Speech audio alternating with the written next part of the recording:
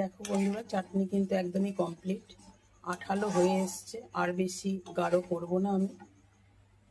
চলো এবারে একটা পাত্রে ঢেলে দেব।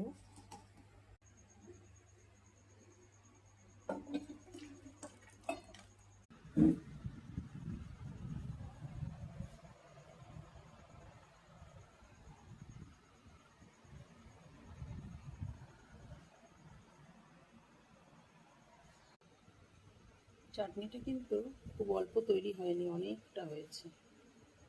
এই দেখো, বাটিটা কিন্তু অনেকটাই বড়।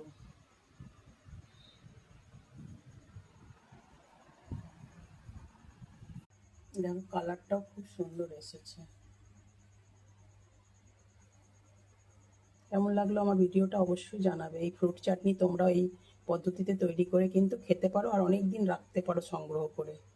টাটা বন্ধুরা, তোমাদের সবাইকে জানাই শুভরাত্রির মিষ্টি শুভেচ্ছা। এখন রাত 11টা বাজে, আমি চাটনি কমপ্লিট করে রাখলাম।